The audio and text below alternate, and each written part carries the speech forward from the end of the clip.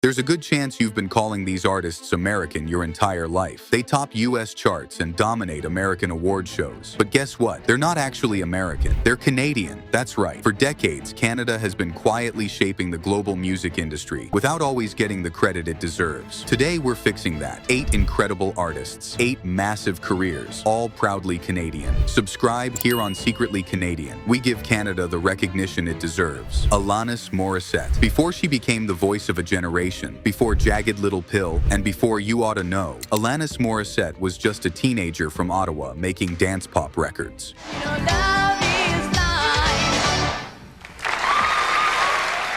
She was on Nickelodeon's You Can't Do That on Television at 10 years old. By 14, she had a publishing deal. Then by 16, she had a platinum album in Canada. They were calling her Canada's Debbie Gibson. She grew up in a quiet Catholic household in Ottawa, the kind of place that teaches you to look inward and be honest about how you actually feel. That's a very Canadian value. When she moved to LA and made Jagged Little Pill, she finally let Canada out. All that emotional directness, that rawness, that was Ottawa the whole time. And I lived in Toronto on my own for a couple of years just to learn whatever it is you learn when you're on your own.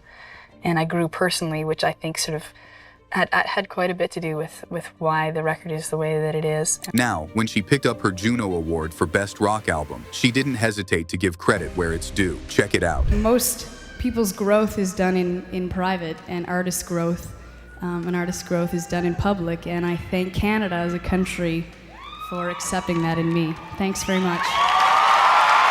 Bottom line is this: Canada raised Alanis to be real, but Alanis is just the beginning, because the woman who basically invented the confessional songwriting Alanis is known for, also Canadian. Up next, Joni Mitchell. Joni Mitchell is from Saskatchewan, born in Fort Macleod, Alberta, and raised in Saskatoon. If you've never been to Saskatchewan, imagine the flattest land you can picture, winters that go on forever, and an enormous sky that just sits on top of everything. There's nowhere to look except inward. Joni got struck with polio at 9, and she spent months in bed recovering. During that time, she taught herself guitar from a Pete Seeger instruction book just to have something to do. How's that for an origin story? A sick kid in Saskatchewan, alone with a book and the sound of chords breaking up the prairie silence. And just like that, one of the greatest songwriting voices in history was born. She made her way to Toronto's folk scene, then eventually ended up in California, and she'll tell you honestly that after all this time, Canada feels a bit foreign to her now. I've lived now in the States as long as I lived in Canada. It's pretty much 50-50. So I don't really think of myself as...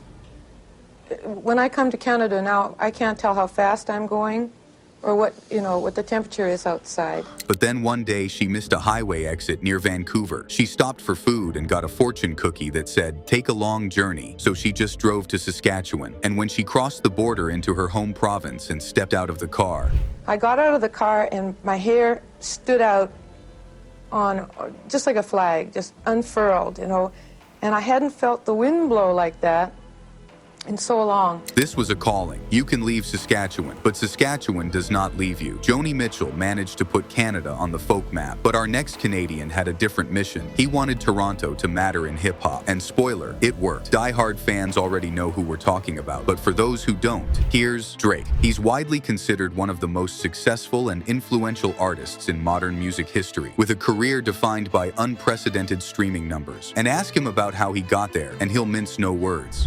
I don't want to be number 2.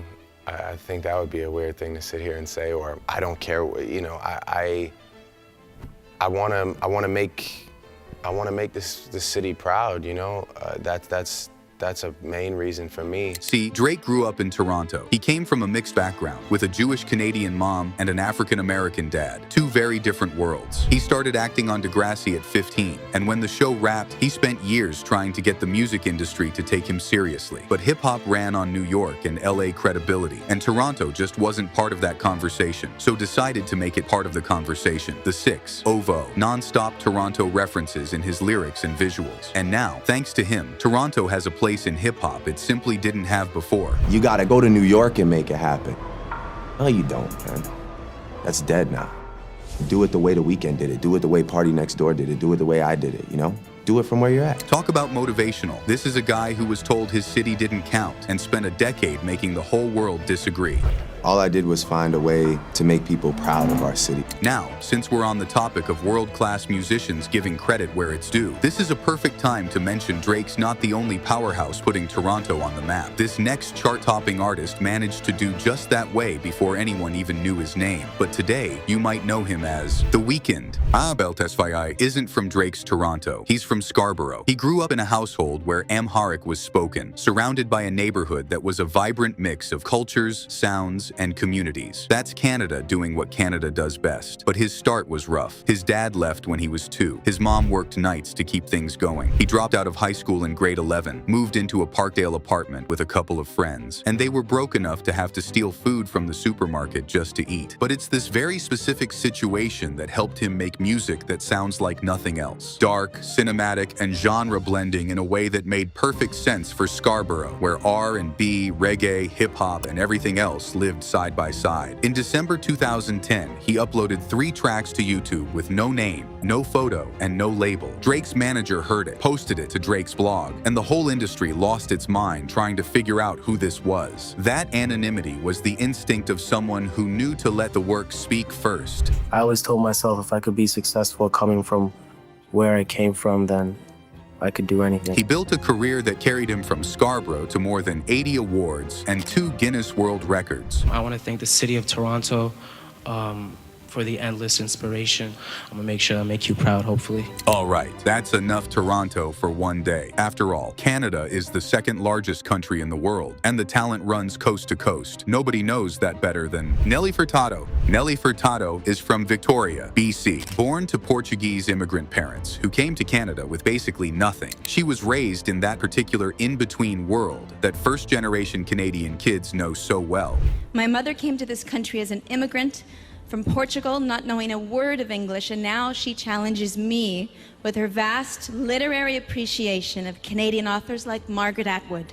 That experience is present all throughout Nelly's music. The folk pop of I'm Like a Bird, that's one version of her. The global genre-blending sounds of folklore is another. She continued to reinvent herself and give us hits like Promiscuous and Say It Right. Now, most artists have one sound, but not Nelly. That kind of range comes from growing up with more than one version of yourself, which is actually one of the most Canadian experiences there is. When she won the Canadian Walk of Fame, she used the whole speech to say exactly that. Canada's a place where dreams are limitless and inspiration is infinite. It's in the air we breathe and also in our hearts. But if there's one Canadian on this list who agrees with Nelly's statement the most, it's definitely this next celebrity. She's the voice of a generation and a Canadian national treasure, Celine Dion.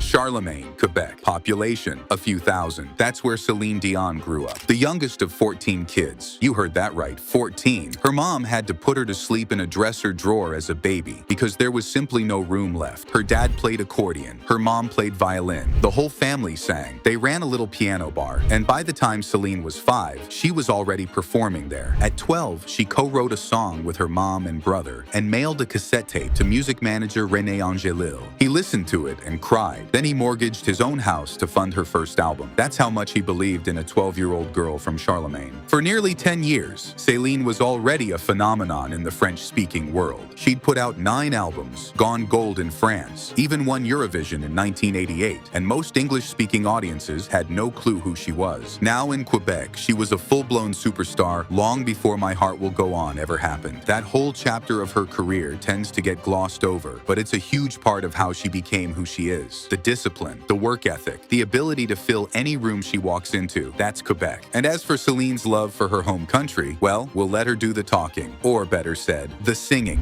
Oh, Canada, terre de nos aïeux, ton front est ceint de fleurs en glorieux, car ton bras sait porter l'épée, il sait porter la croix. From a crowded house in Quebec to Montreal's literary scene, this next Canadian came from a very different kind of upbringing than Celine, and yet his love for Canada is just as grand. Leonard Cohen. Here's something worth knowing about Leonard Cohen. He was a published poet and a novelist before anyone in the music industry had heard his name. Born in Westmount, Montreal in 1934 into a well-off Jewish family, Leonard's life seemed easy. He went to private school, and his grandfather, who was a serious Talmudic scholar, inspired him to pick up writing. By the time he was a teenager, he was writing poetry, and at 15, he taught himself guitar from a flamenco player he met in a park. And honestly, that's a very Montreal thing to do. From there, Leonard went to McGill, won a major Canadian poetry prize at 22, published 2 novels, and became a respected figure in Montreal's literary world, all before a record label ever came into the picture. He was 33 when he released his first album. He also spent a lot of time thinking about what it meant to be both Jewish and Canadian, 2 identities, 2 distinct ways of being a bit outside of things. To be a Jewish Canadian is to really stick your neck out. Cohen came to music through literature, and you can hear it in every line he ever wrote. There's no one else like him. Come, my brothers, let us govern Canada. Let us find our serious heads.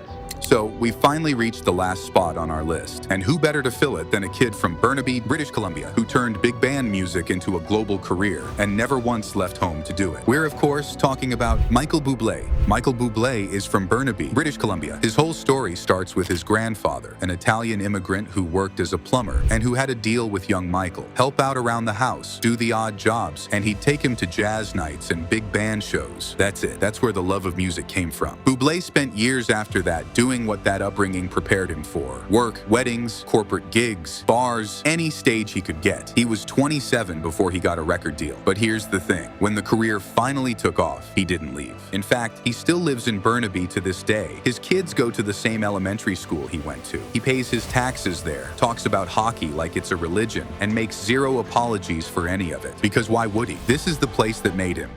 We're one of a kind. We are beautiful. We are the greatest nation on earth.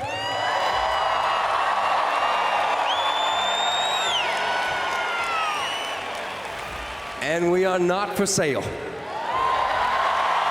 He tours 65 countries a year. He could live literally anywhere on earth. He picks Burnaby every time. That says everything. But this is my country. It always will be. I'll never go. And there you have it. 8 Canadian celebs at the top of their game, all hiding in plain sight. Which one caught you most off guard? Feel free to drop them in the comments section below. Thanks for watching, and if you've enjoyed this video, please hit that subscribe button so you never miss a video.